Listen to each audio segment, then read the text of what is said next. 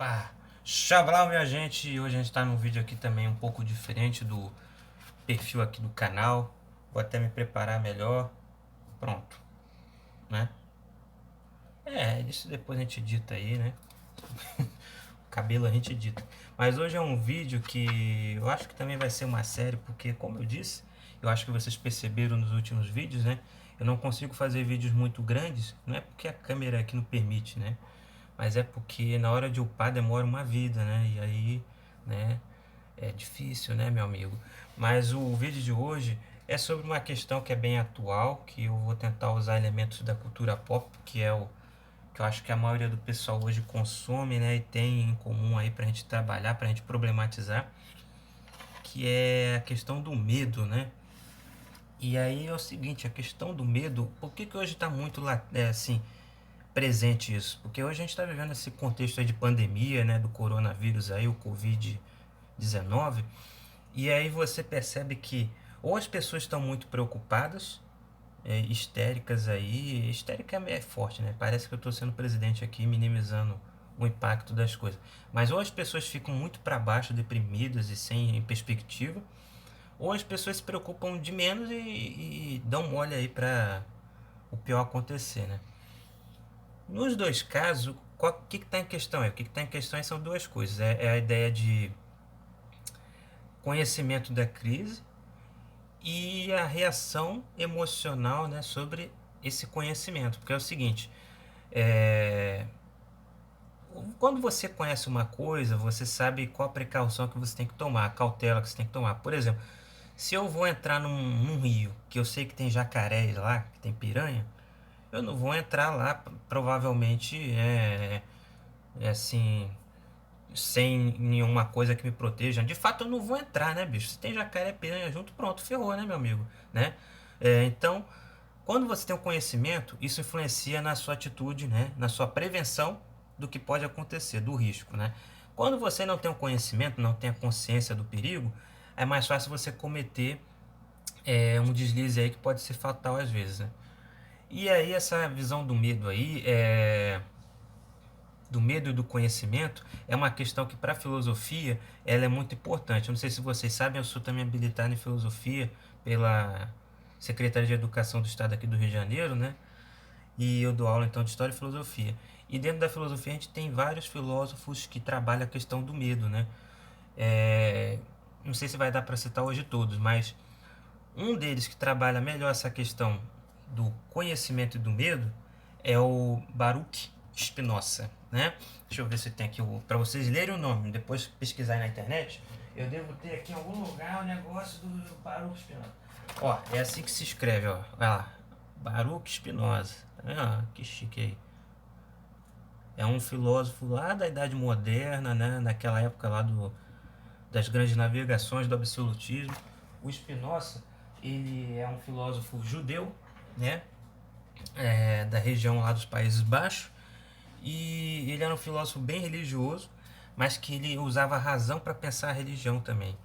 E ele de certa forma, ele se preocupava com a fé, né? E como a fé às vezes está ancorada no medo, né? No medo, ao invés da paixão, do amor, da adoração e tudo mais. Mas o importante dele também é que dentro da filosofia, a filosofia estava querendo saber se é, a razão pode conhecer tudo, a razão é capaz de conhecer tudo, de revelar a realidade toda, de entender a realidade, né? Ele dizia que os filósofos daquela época cometem um erro que é separar a razão do afeto, né? Ele diz que razão e afeto estão entrelaçadas e que elas podem atuar para tornar a sociedade melhor, para tornar você um ser humano melhor. Então, para o Spinoza, né, eu acho que era muito assim coerente com a filosofia do Spinoza um ditado latino que chama mente sã, corpo são, que é o seguinte: é, a sua mente, a sua capacidade de pensar, de raciocinar, ela também depende da sua educação sentimental, afetiva, né? Assim, do que adianta você, vamos dar um exemplo assim bem grosseiro, vamos lá, do que adianta você estudar pra caramba e tal, ler vários livros aí e você não está preparado para lidar com esse conhecimento quando for passar ele para outra pessoa. Tipo assim, você não tem paciência de ensinar. Ou então você aprende isso tudo e fica lá uma dor de cabeça e tal, quer morrer, quer se matar e tal. Então, para o Spinoza, o conhecimento e o afeto, né, as paixões, né, elas precisam ser trabalhadas, elas precisam ser refletidas, né, precisam ser treinadas, praticadas aí, porque é o exercício que torna o ser humano melhor, né, o exercício que torna o músculo mais rígido, né, mais resistente. Então, você trabalhar essas duas habilidades aí, que é a habilidade afetiva e a habilidade racional, é importante para você ser um ser humano melhor para ele, né? E aí o Spinoza ele vai trabalhar a questão das paixões e dividir elas em paixões alegres, paixões tristes, né? E dentro das paixões tristes ele trabalha um conceito de tristeza que é o seguinte: é aquela tristeza no sentido de é uma condição que faz você ficar inerte, faz você ficar paradão, que faz você impedir de evoluir, impedir de avançar, impedir de você se tornar alguém melhor. É uma coisa que te deixa acomodado para, né, dizer de uma forma melhor aqui, né? Então, dentro das paixões tristes, ele diz que o medo é uma das mais fortes, assim, né? E se você for parar para pensar, o medo ele, né, ele acaba paralisando a gente de muitas maneiras, né? O medo de você fazer alguma coisa, de falar algo errado, impede você de falar o que você está pensando naquele momento, de tomar uma atitude naquele momento. Só que o medo ele também faz a gente agir, né? O medo ele também impulsiona nossas ações, né?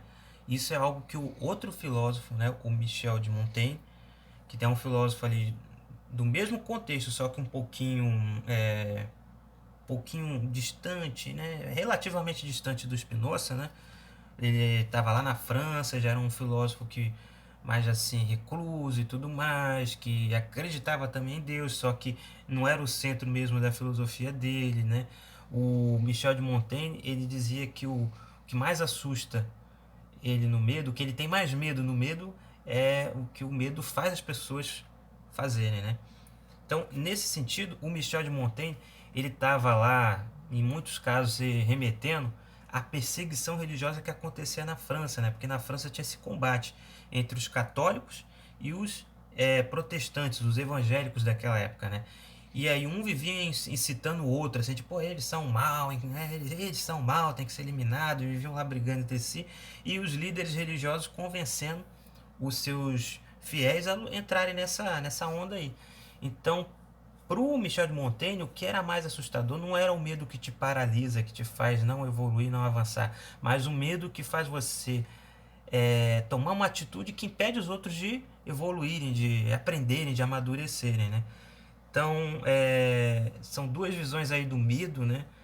Que tentam, assim, falar pra gente o quanto o medo é importante, né? E a gente tem que prestar atenção nele, porque ele é algo, uma força aí muito perigosa, né? Arriscada, né? E por que isso tem a ver com cultura pop, Vinícius? Pois é, meu amigo. Isso aqui tem a ver com um personagem que é da galeria lá dos vilões do Batman e tal, né? Pra variar, né? Vocês vão perceber que eu falo muito aqui dos personagens dessa galeria aí. Mas é um dos meus personagens aí preferidos, que é o Espantalho, meu amigo. Esse fulano aqui, ó, né? Que tem uma história interessante, né? E que toda a questão dele gira em torno do medo, né? A gente falou num vídeo aí sobre o Coringa que a principal palavra-chave aí do personagem hoje em dia é caos, né? Vou fazer o caos, eu quero ver o circo pegar fogo. Para esse personagem é um pouco parecido, né? A questão do caos, mas é o caos que vem do medo no caso aqui, né? Ele está tentando ensinar as pessoas a ter medo, a valorizar o medo, não sei o que, blá blá blá. E ele não é o único, né, que ele tenta dizer que o medo é importante, que o medo não é negativo, né? Se você for ver lá na filosofia, você tem um cara aí que também é da mesma época aí do Montaigne e do Spinoza, que é o Thomas Hobbes, né? E o Thomas Hobbes, ele é o cara que vai escrever um livro chamado O Leviatã. Você lembra desse monstro aí bíblico, né? Lá no livro de Jó, chega um momento que Deus começa a contestar Jó, né? Falou, quem é você? Você não criou o Leviatã, um monstro que come cidades com uma bocada só? E aí tem essa citação do monstro. E depois esse monstro foi, né, crescendo no imaginário das pessoas, né? apesar dele não ser assim descrito de forma muito clara, né? Você sabe que tem uma boca, que a boca é grande, como uma cidade. Mas o monstro foi usado também por vários literatos aí, né? Escritores, artistas, pra você ter uma ideia. Sabe o nome do crocodilo que persegue o Capitão Gancho na história original do Peter Pan? O nome do bicho é Leviatã, né? Porque é um bicho marinho, né, e tal, e tem uma boca grande, né? Então aí já faz uma associação aí bíblica, né? E o Thomas Hobbes ele escreveu esse livro Leviatã dizendo o seguinte, que o Estado, o rei, ele tem que assim estimular o medo nas pessoas, ele tem que fazer as pessoas ficarem assustadas, porque se as pessoas não ficarem assustadas, elas fazem o que quiser. E aí, se cada um fizer o que quiser, vai passar por cima do outro, vai ser o caos, vai ser o estado de guerra que ele fala. Vai ser essa loucura aí. Um querendo pegar o que é do outro, um pegando a propriedade do outro, um pegando a esposa do outro, um pegando o dinheiro do outro e tal. Então, o Estado ele tem que ser um monstro, como o Leviatã, tem que ser um monstro tão assustador, tão grande, tão forte, que todo mundo tem medo de irritar ele, todo mundo tem medo de acordar esse monstro. Então, o que que acontece? Esse monstro, se acordar, o que que ele vai fazer com você? Ele vai pegar você, vai te prender, botar uma máscara de ferro no teu rosto, te prender, prender os seus braços lá no alto do teto, acorrentar você numa masmorra, sem janela nem nada, vai cortar suas mãos ou então arrancar seu olho. Então, por que que ele tem que fazer essas coisas aí tão cruéis aí? Que é pro pessoal ficar na linha, entendeu? Para obedecer a lei, obedecer o Estado. Então, para o Thomas Hobbes, o medo é que impede a gente de agir como animais, né? Impede a gente de entrar no estado de guerra, né? E aí, a visão do Thomas Hobbes, eu que gosto das histórias do Batman e tudo mais, e de filosofia, é um pouco parecida com a visão desse vilão, né? Do espantalho, né? Que em muitas histórias ele vem com esse argumento aí. Inclusive na série animada dos anos 90, tem um momento que ele fala uma frase que podia ser disparada do Hobbes, que ele diz o seguinte, que o medo é a cola da nossa civilização, né? É o que mantém a gente unido e civilizado, né? Então essa reflexão aí do espantalho, do Thomas Hobbes, né?